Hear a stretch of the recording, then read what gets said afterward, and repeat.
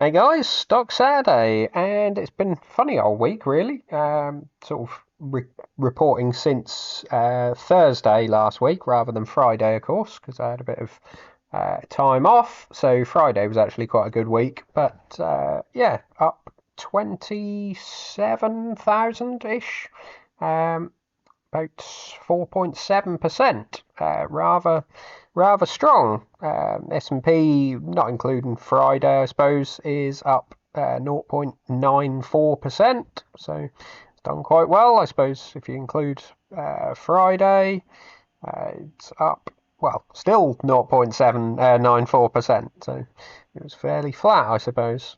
Nasdaq, not quite as good, 0.35%. Not a lot of change. Yeah, 0.43%, including that Friday. So I've outperformed a little bit, despite sort of Bitcoin turning down at the end of the week, and gold sort of not really having a huge week. So I have to come back as to why. Some of the other stocks have seen a little bit of movement. Applied Materials dropped 14% yesterday on some disappointing earnings. We'll come back to their earnings in a future episode. But yeah, not a huge amount of movement in the other stocks. Broadcom sort of holding at 300 and well over 300. Perfectly happy with that. TSMC sort of in the 230s, 240s when it's a good day. Yeah, Max still sort of nowhere really. $7.42. It's a bit of a shame. But yeah, let's have a look at some news.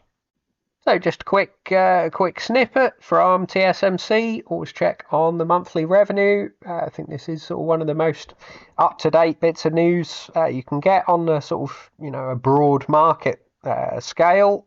Everything sort of companies now reporting Q2 results is obviously the end of June, so it's a little bit lagging. So end of July results, always good to see. And yeah, 323 billion new Taiwan dollars. Obviously, that's there's been a bit of an FX swing in Taiwan dollars, so converting foreign revenue back into Taiwan dollars is a little bit less valuable now because it's strengthened. So yeah, some of this I would expect has been negatively affected by having a strong Taiwan dollar.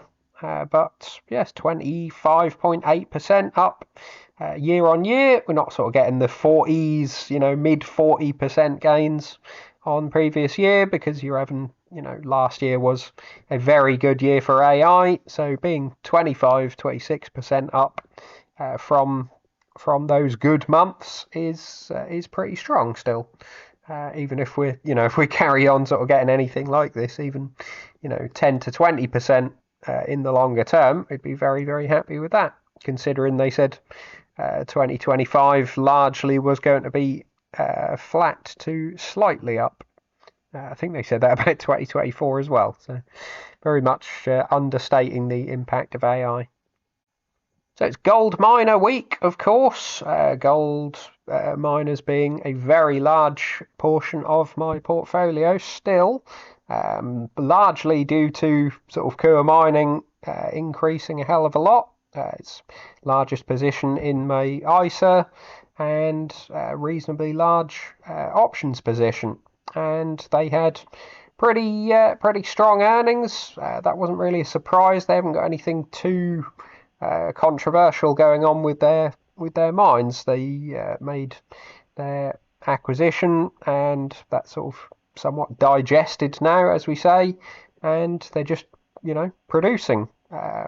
So gold sales, silver sales, both up quite strongly. Consolidated revenue up from 360 million just in Q1, so 3 months before that, up to 480 million. Year on year, it's more than doubled.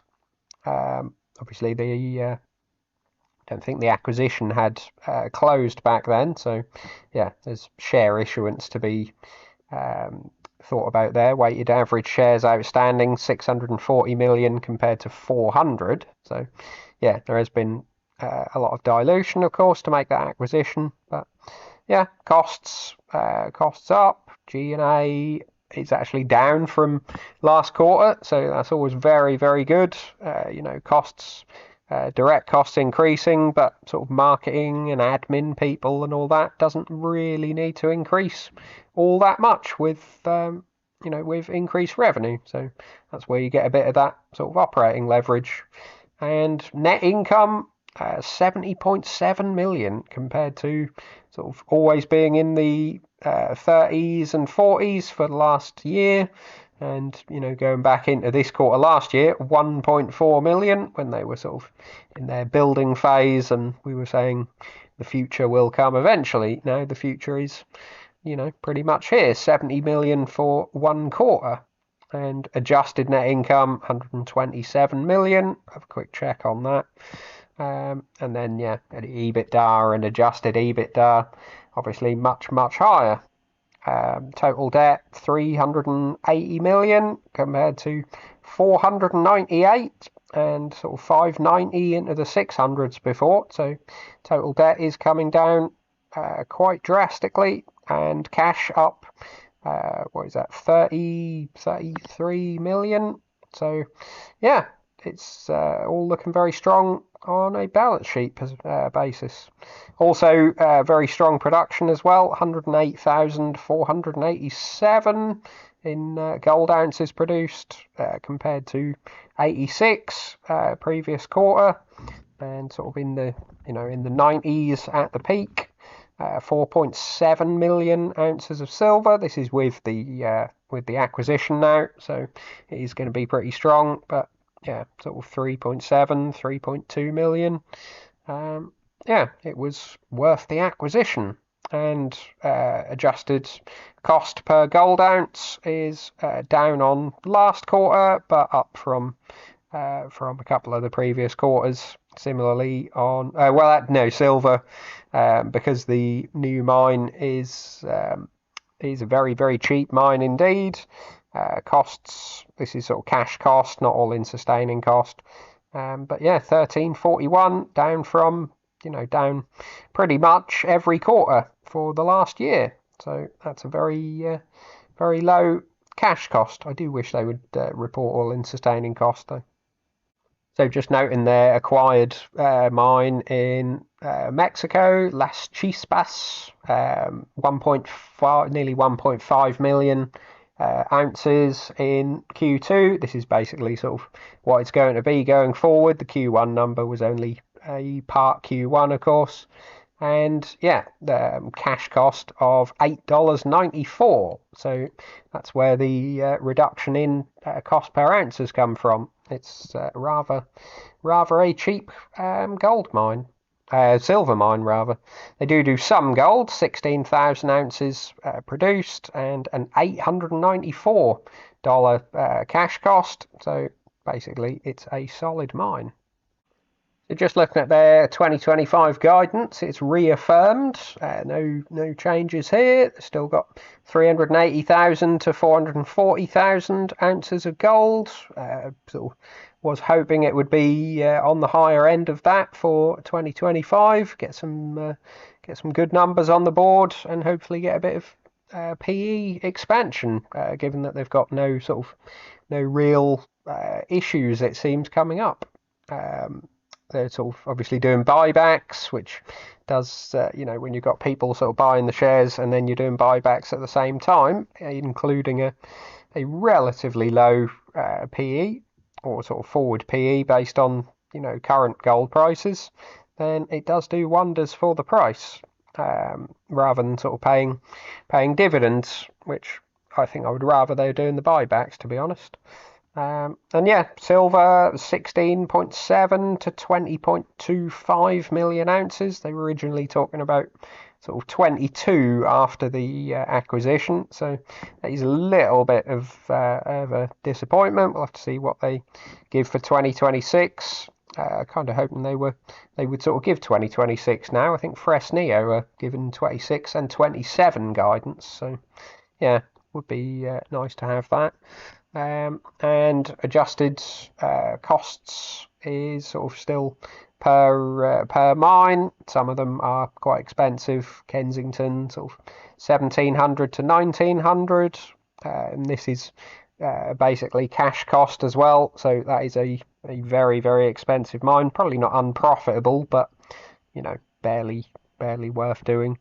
And then most of the others are reasonably okay, sort of 1,350 at the midpoint, sort of 1,050 and $900 for Las Chispas. And silver, sort of somewhat similar. Palmarejo is not the best silver mine. It's better for gold.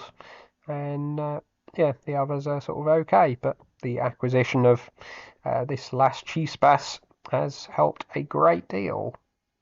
Costs as well, expenditures looking sort of okay, quite a bit of sustaining expenditure. They've updated that to a little bit higher, and sort of pretty much everything else stays broadly the same. But yeah, not a huge amount of expense there.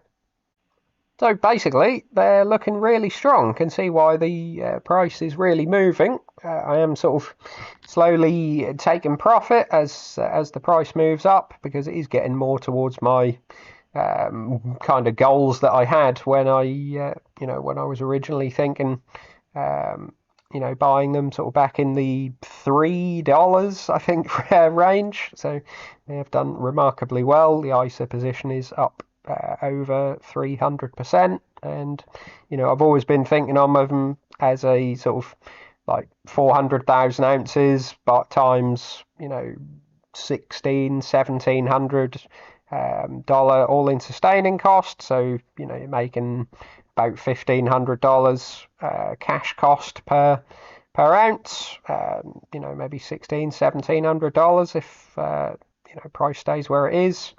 With a sort of 10 times cash flow multiple maybe, and it's sort of I think they've exceeded that on their total sort of gold and silver combined. So yeah, I do start to wonder how much they can sort of expand PE ratios and how much the buybacks and things can hit. But you start getting into that rather than it getting to that from being undervalued. So yeah, that's where I start sort of wanting to take profit.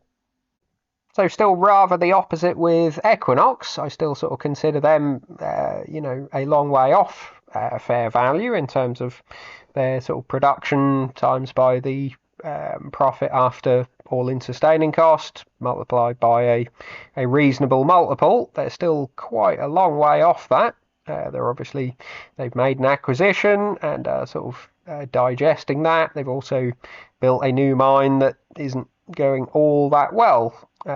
So yeah, they're still got some issues to work through. They have had their CEO change. Darren Hall has come in, who I believe was a caliber fella. So fair enough.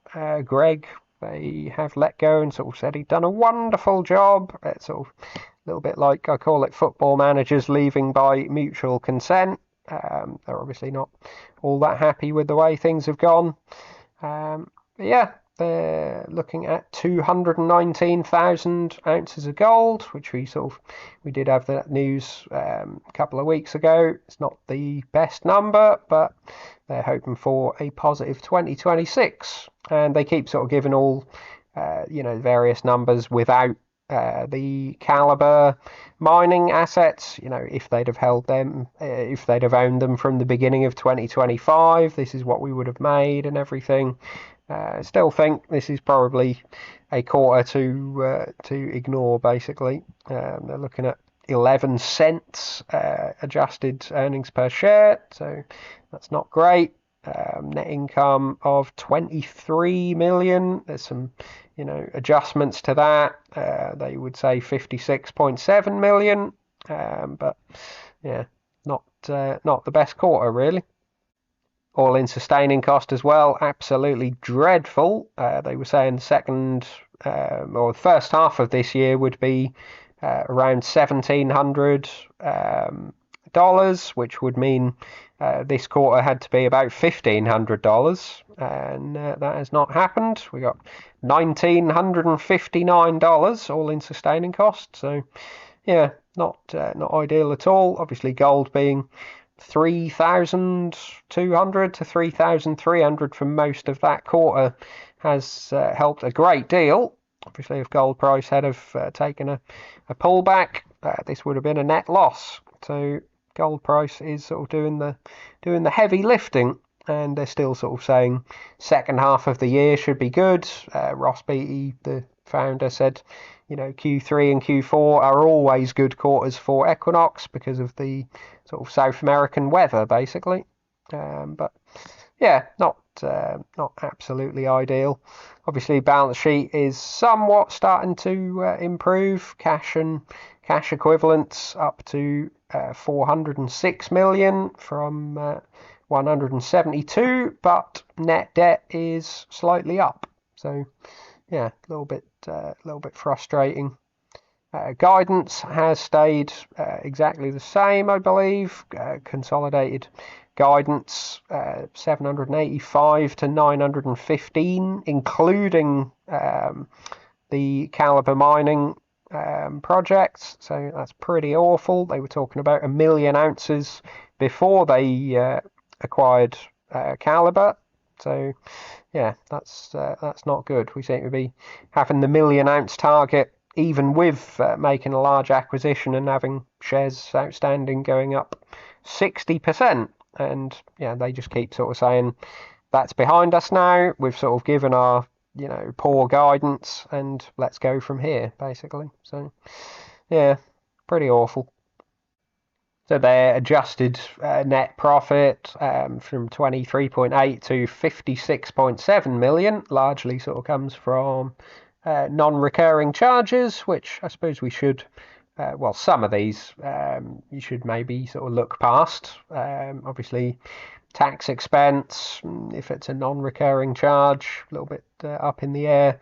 Care and maintenance as well. I guess that is sort of partly the Los Filos mine. There's potential that mine could be sort of reopened. I have sort of said it was obviously a large card to play in shutting the mine entirely. So the Mexicans have got a reasonably large mine with potential to expand, completely shut while at $3,300 gold. Obviously, government will be losing tax revenue from that, and yeah, it's not ideal. So it looks like the communities that that said no to it potentially are coming back to the table with a deal.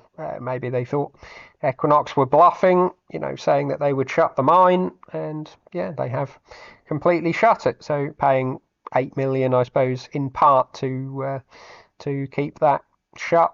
If it opens, then obviously that care and maintenance goes away, and there's some other one-off charges and things, some FX in there, unrealized gain loss on foreign exchange contracts, and some other gains on those contracts. Still a little bit of forward selling, I believe, from Greenstone as well, so I expect some of that is in here, but should be sort of largely resolved and not really here next year. So maybe lean slightly towards the 56 million net income. Maybe split the difference and call it about 40. So yeah, the net debt increasing, it looks like, is part of sort of finalising the Calibre deal. So debt is up to $1.78 billion. That's not ideal. Cash up to 406 from 172. So yeah, obviously Calibre had a little bit of debt as well.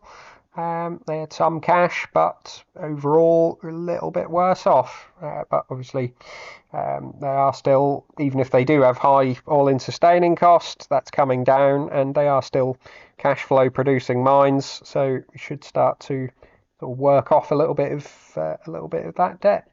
So yeah, things looking poor overall this quarter. Kind of thought they were going to be, and they had forecasted this poor quarter, and as I say, they're basically saying we've given you bad news. Bad news is sort of now in the past. It's been priced in, and the market sort of seem to like these results quite a bit. Stocks up sort of over 10%, and potentially this is where we start to get some good price action. So just looking at some of the economic news. Monday there was nothing at all, pretty much.